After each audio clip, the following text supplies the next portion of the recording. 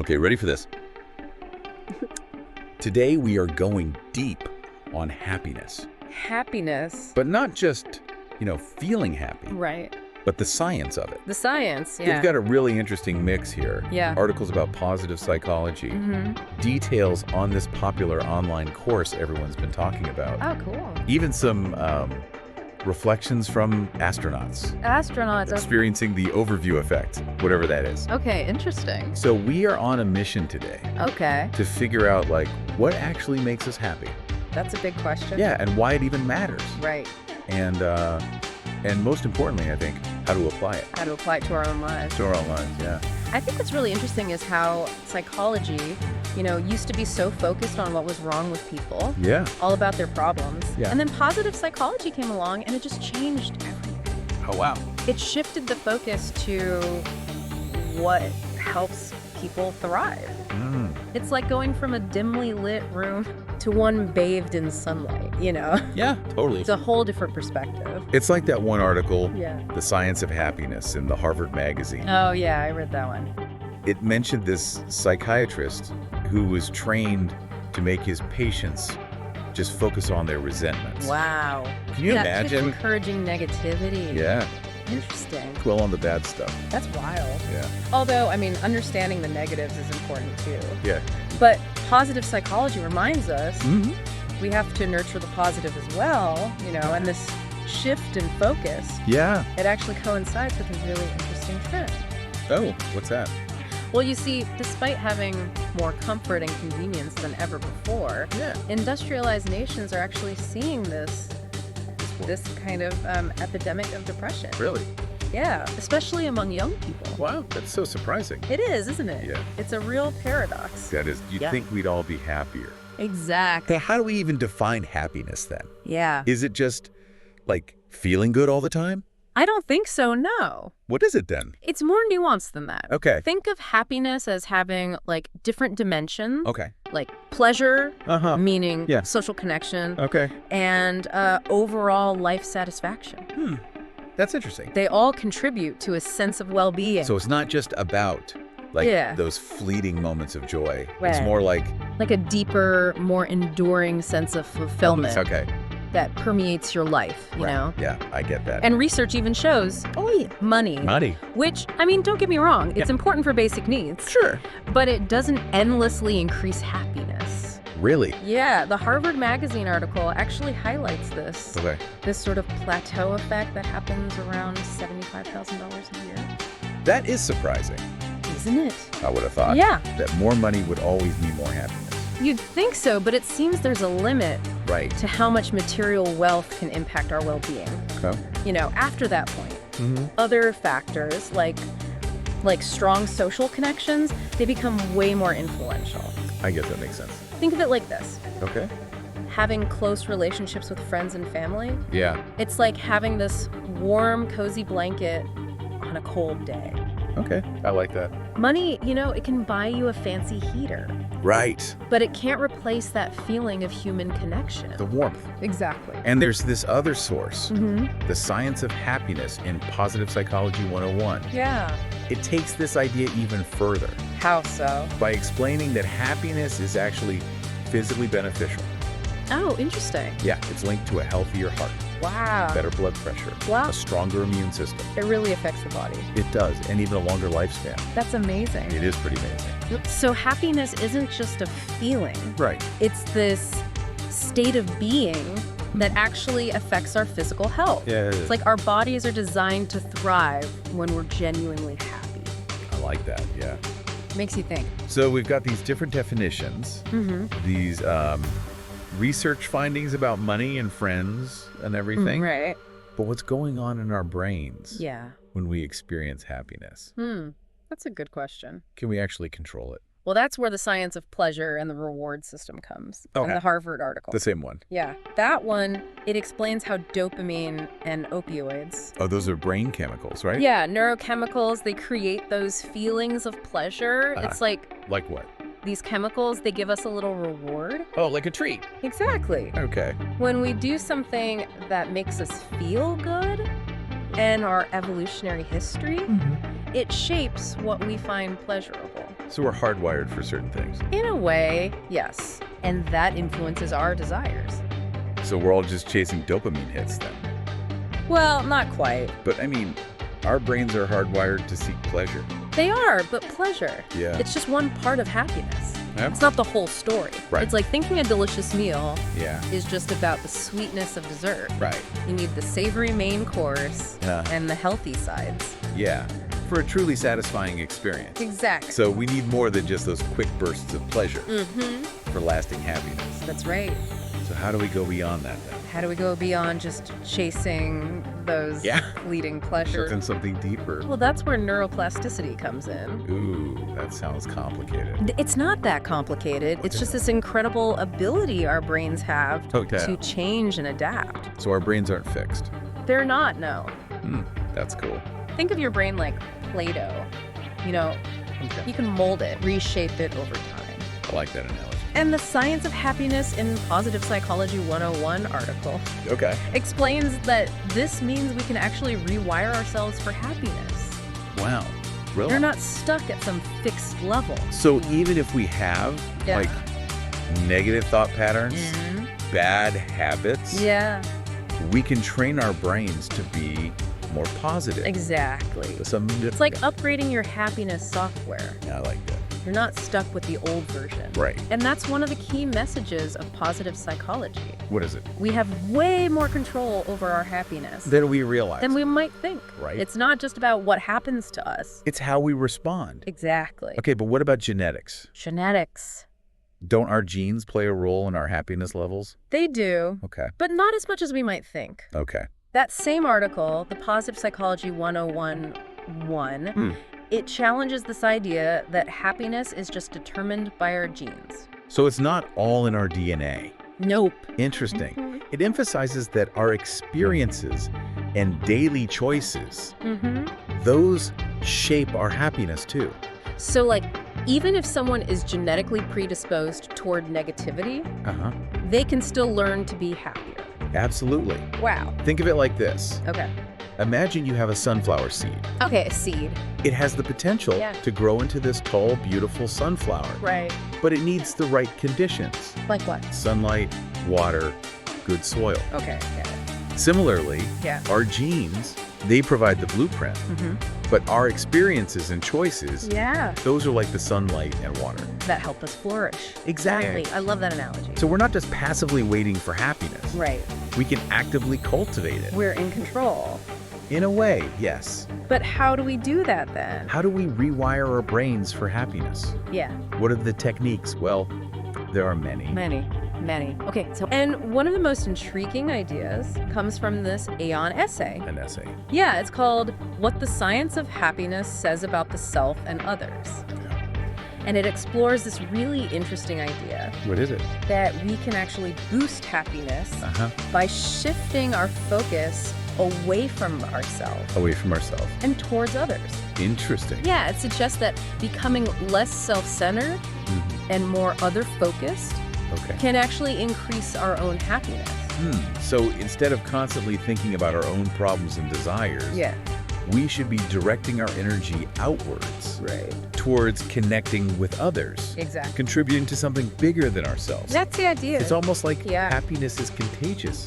In a way, it is. I like that. And research actually suggests focusing on the well-being of others, it can create this ripple effect. Ripple effect, wow. Of happiness. Okay, so how does that work? The science behind it. Well, this Aeon essay. It's the same one. The same one. It explains that there's this part of our brain called the default mode network. Default mode network? Or DMN for short. DMN, okay. And it contributes to... To what? Rumination. What's that? It's like overthinking things. Oh, okay. Dwelling on negative thoughts. Yeah, I do that. The negative self-talk. That inner critic? Exactly. Yeah, it's like an inner critic that's constantly pointing out what's wrong or lacking in our lives. Oh, I know that voice. Like a broken record. Of self-doubt and worry. Exactly. Yeah, it's exhausting. So how do we quiet down that inner critic then? Wait, how do we do that? And become more other-focused? Yes. Well, one powerful tool is mindfulness meditation. Mindfulness. You've heard of it. I've heard of it. Yeah, it's all about training our attention. to focus on the present moment. Okay. Instead of getting lost in thoughts about the past or worries about the future. Just be present. Exactly. So mindfulness is like... It's like taking a break. A break from what? From all that mental chatter. Yeah. And just being present. Right here, right now. Exactly. Okay, I've heard of mindfulness, but I've never really tried it. Okay. How does it actually work? Well, think of your mind like a muscle. A muscle. That needs exercise. Okay. Mindfulness is like a workout. A workout for your mind. For your attention, yeah. Oh, interesting. You're strengthening your ability to focus on the present, which then calms the DMN. The default mode network. Right. Okay. And that reduces those repetitive negative thoughts. It's like silencing the inner critic. In a way, yes. So it's not about emptying your mind completely. No, not at all. It's more of It's about observing your thoughts without letting them control you. Without getting swept away. Exactly. Okay. And the more you practice, the better you become at it. Makes sense. Like learning to ride a bike. Yeah. It feels wobbly at first. Right. But with practice. It becomes second nature. Exactly. The more present we are. Yeah. The more we can appreciate the good things. That's right. Even the simple ones. Even the small things, yeah. Besides mindfulness, are there other activities? Other activities that promote this other focus? Right. And quiet down the DMN? Absolutely. Well, there are things like acts of kindness, gratitude, volunteering, connecting with nature. Like a walk in the park. Exactly. Yeah, I like that. Journaling, achieving a flow state. Okay. All of these things, they help to direct our attention outwards. Away from ourselves. Away from those self-centered worries. I love connecting with nature. Yeah, me too. There's something so calming about being outdoors. It's like our brains just naturally find peace there. Yeah. And expressing gratitude, even for small things, that can have a huge impact on our happiness. Really? Yeah, when we appreciate what we have, it shifts our focus away from negativity. Okay. It helps us see the positives. Makes sense. It's like focusing on the delicious cake you have. Yeah. Instead of complaining about not having ice cream. Right, I get it. You know? It's not about having what you want, it's about wanting what you have. Exactly. And speaking of shifting perspectives, yeah, our source material mentions this overview effect. Oh, the overview effect. This thing that astronauts experience when they view Earth from space? Yeah. Sounds pretty mind-blowing. It is. Imagine seeing our planet from that vantage point. Wow. The Eon essay describes it as what? This feeling of profound interconnectedness. The interconnectedness. Astronauts, they often feel a shift in perspective, realizing the fragility and beauty of Earth, experiencing this deep connection to all humanity. Wow. It's like seeing the bigger picture. In the most literal sense, yeah. In the most literal sense. But you don't have to go to space to experience that. You don't. No, we can cultivate similar feelings of interconnectedness and awe by appreciating nature here on Earth, recognizing our shared humanity, engaging in activities that connect us to something larger than ourselves. Right. It's about finding that sense of wonder and belonging. Right here, right now. Exactly. So even without leaving Earth, we yeah, can tap into that feeling we can. by shifting our focus outward, appreciating the beauty around us, Right. realizing our interconnectedness It's all connected. with everything. And that brings us to a really practical way Oh, yeah. to explore these ideas further. Tell me. The Science of Happiness course, Okay. offered by Berkeley X. The online course. Yeah, This came up a lot in our sources. it did. It seems like a great resource It is. for anyone who wants to learn more about this whole science of happiness thing. Yeah, and learn practical strategies. Yeah. Strategies. For using these principles in their own lives. Yeah, free. You can audit it for free. Audit. Yeah, meaning you get access to all the core materials. But, Or you can pay for the verified track, which gives you some additional content. right, what? Graded assessments, a certificate of completion. A certificate. Yeah, you know, the whole shebang. Options for everyone. Exactly. So what can you tell us about the course structure? Sure. Like, what can people expect to gain from it? Well, it's an 8-week course 8 weeks? with videos, readings, activities. Yeah. Covers a wide range of topics, Give me some examples. like understanding the science behind happiness, learning specific techniques for boosting your well-being. Okay. Participants have reported significant increases in their happiness and life satisfaction. That's great. And decreases in stress levels. It sounds like a really comprehensive and engaging way. It is. To learn about the science of happiness. And then actually put those insights into practice. Exactly. I love that. And here's a tip. Okay, what's the tip? Consider taking the course with friends or family. Oh, that's a good idea. The course description encourages learning together. Okay. It can enhance the experience. Yeah. Create a supportive community. You can share your insights. Right. Support each other. Exactly. It's like a happiness buddy system. I love that. So we've covered a lot of ground. We have. Different definitions of happiness, the science behind it, Yeah. even this mind-blowing overview effect. That one was pretty cool. What are some of the key takeaways Takeaway. you hope our listeners will remember? Well, I think the most important message is this. Okay. Happiness isn't just a matter of luck or circumstance. We have some control. We do. Okay. It's something we can actively cultivate Cultivate how? through our choices, Choices. habits, and mindset. It's like we're gardeners. Gardener. Sending to our own happiness garden. I like that. We choose what to plant, how to nurture it, Yeah. and ultimately how much joy we harvest. That's a beautiful way to put it. We have more power than we realize. We do. We're not just passive bystanders Right. waiting for happiness to find us. We can go after it. Yeah, it really is empowering It is. to realize we have that much agency. Right.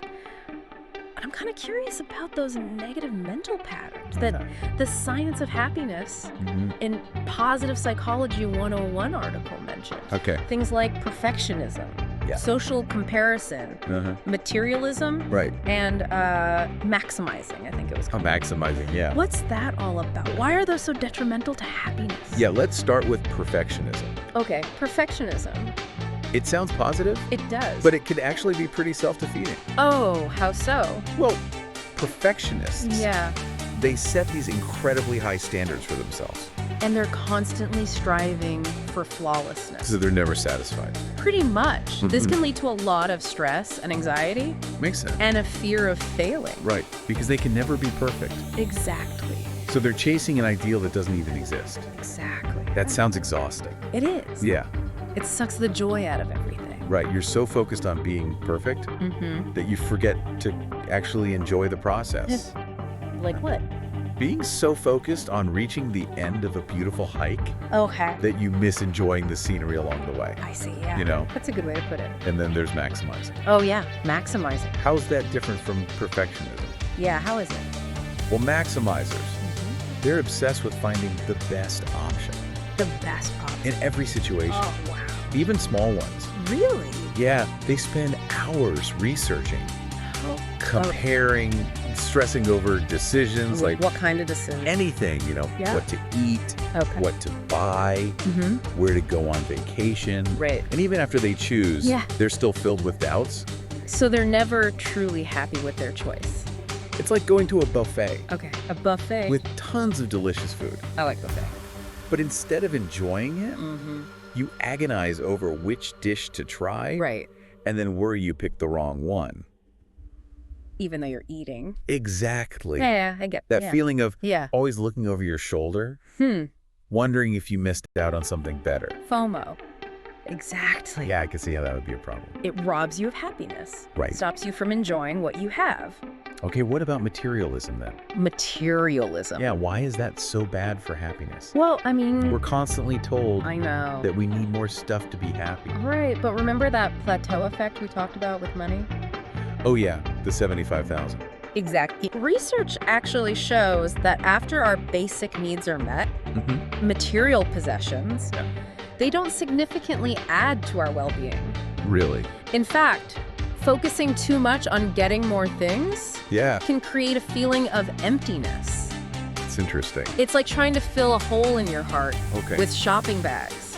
With things. It might distract you for a while, Yeah. but it won't truly satisfy you. It's like that saying, Well, money can't buy happiness. Exactly. I think it's true. True fulfillment. Yeah. It comes from experiences, Of relationships, having a sense of purpose. Not from a pile of possessions. It's like the difference What difference? between having a beautifully decorated house Yeah. and having a home Okay. filled with love and laughter. Right, that makes sense. And then there's social comparison, Social comparison. which seems especially relevant today. Why?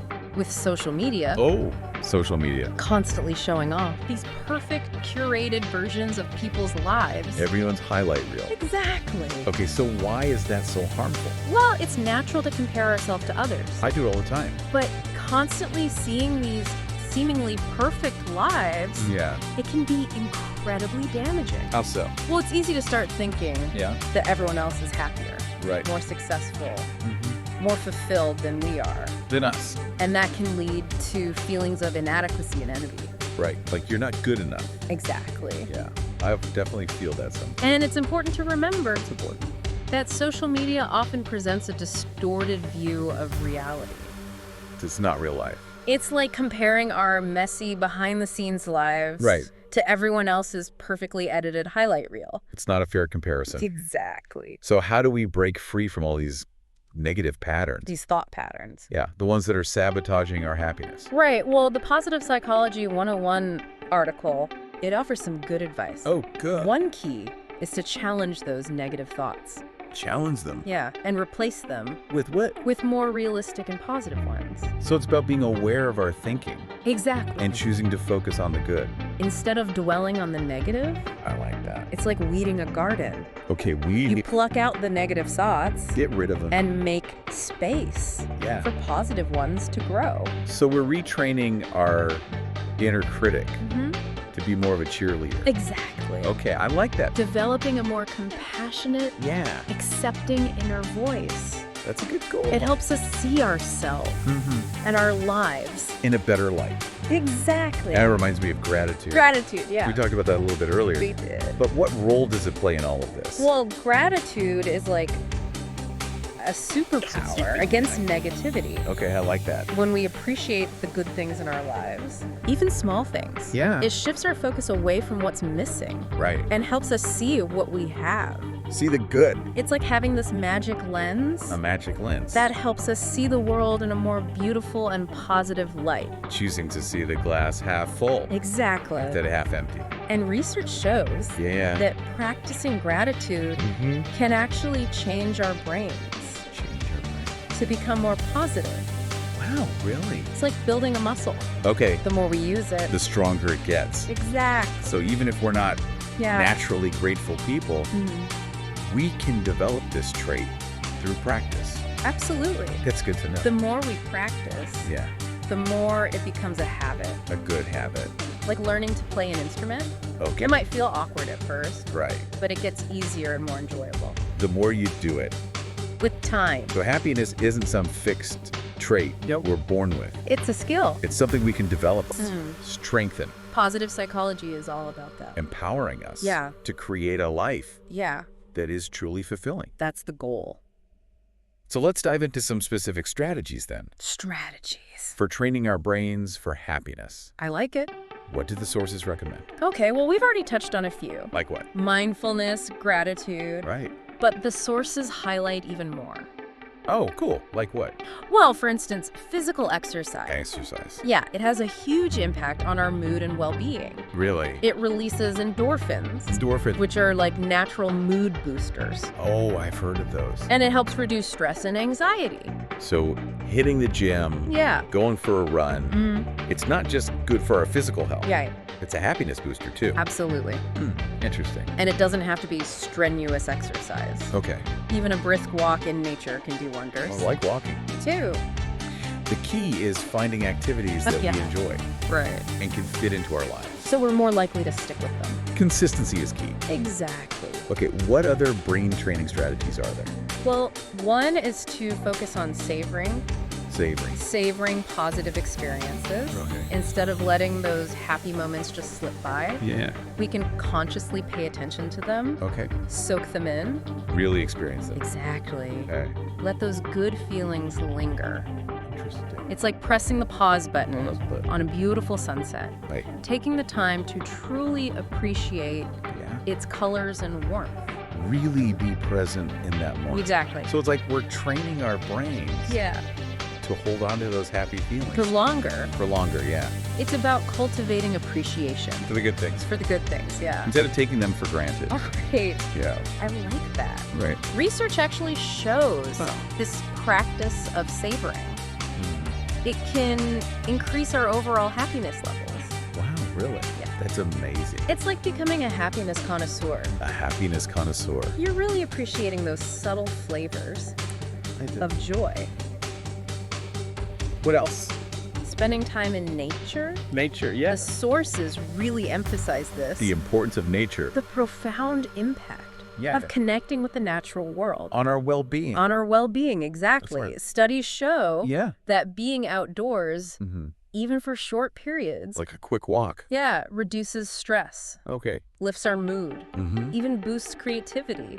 Wow, really? Like, our brains get a much-needed refresh button. A refresh button. When we're surrounded by trees. I can see that. Fresh air, sunshine. It's true. Just being in nature is so calming. It is. Restorative. Makes you feel more alive. It does. It's hard to explain. I know. But it's definitely a thing. And it can be as simple as walking in a park. Oh, yeah. Or tending a garden. We're just sitting under a tree. Sometimes the simplest things are the most powerful. So we've got exercise, savoring nature. Yeah. Any other brain training techniques the sources mention? This one might surprise you. Okay. Getting enough sleep. Sleep. Sleep. What, like going to bed early? Well, yeah, but it's more than that. Okay. We often underestimate how important sleep is. I know I do. But it's crucial for both our physical and mental health. So it affects everything. It does. When we don't get enough sleep, we're more likely to be stressed, anxious. I can relate to that. Irritable. But when we're well rested, we can better handle challenges, manage our emotions, and experience positive feelings more fully. Interesting. So a good night's sleep. Yeah. It's not just about feeling rested and alert. Right. It's a vital ingredient for happiness. I guess I never really thought about it that way. But it's true. Okay, and it's not just quantity, right? Right. It's quality, too. Exactly. Like having a good sleep routine. A relaxing bedtime routine. Avoiding caffeine. Alcohol before bed. Things like that. Yeah, those are good tips. They all contribute to a more restful sleep. I'm going to try to prioritize sleep more. I think we all should. I've definitely noticed that when I'm well rested, I'm generally in a better mood. And I can cope with anything. We can all relate to that. Sleep is truly a superpower. It is. For our well-being. So we've got exercise, savoring, nature, sleep. It's amazing how many things we can do. It is. To train our brains for happiness. It's empowering, isn't it? It is, yeah. And that's a crucial takeaway from our deep dive to this topic.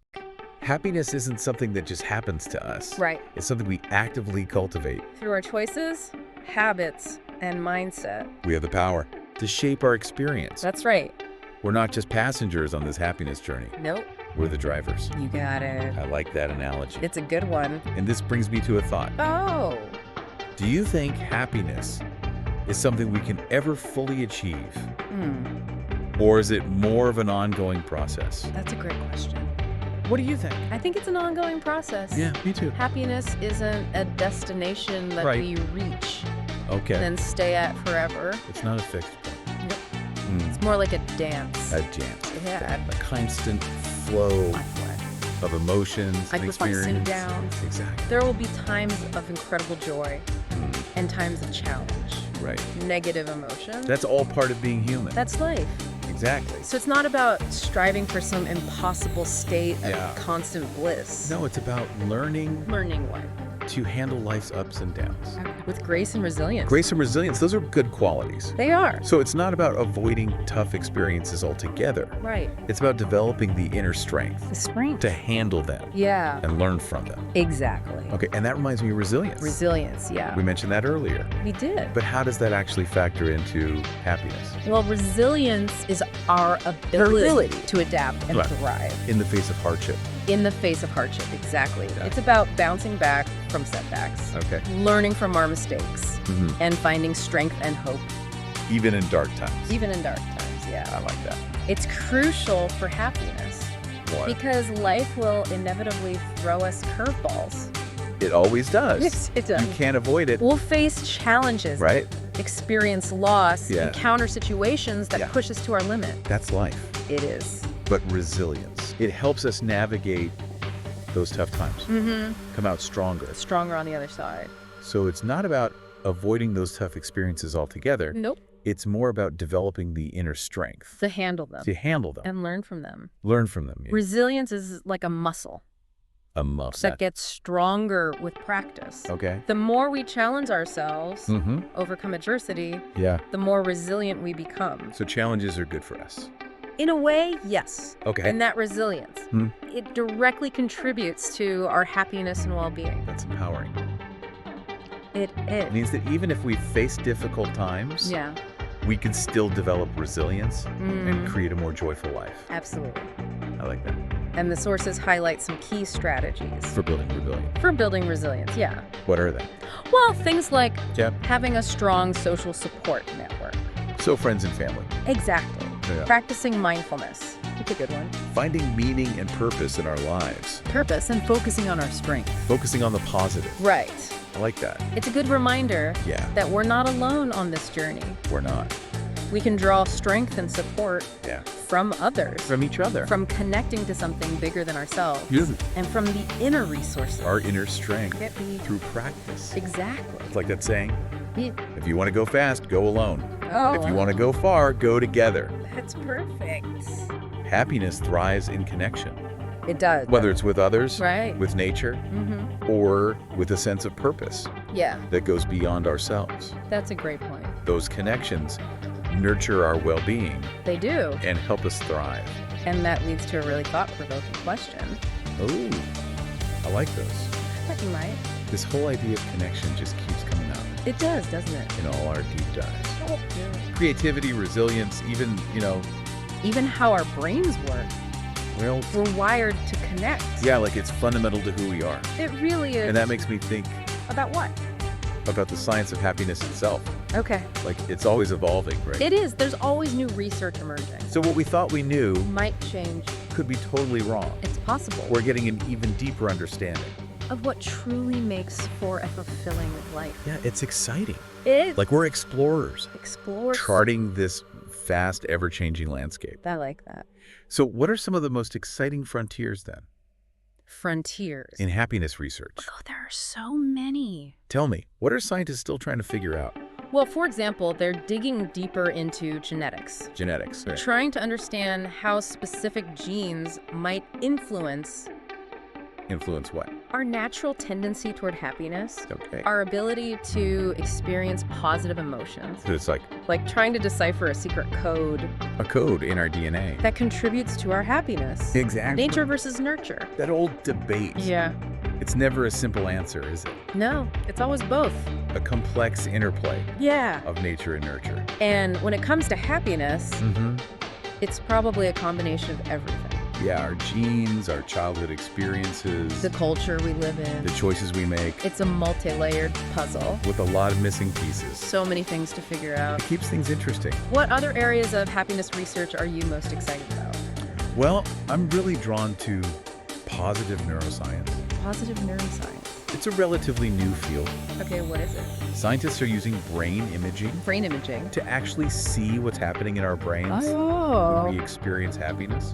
They can see that. They can. They're trying to pinpoint these specific regions. The regions of the brain. Pathways. That are involved in positive emotions. Resilience, overall well-being. So they're literally looking for the happiness circuits. Exactly. That's incredible. It is pretty amazing. What are some of the key discoveries? Yeah. What have they found so far?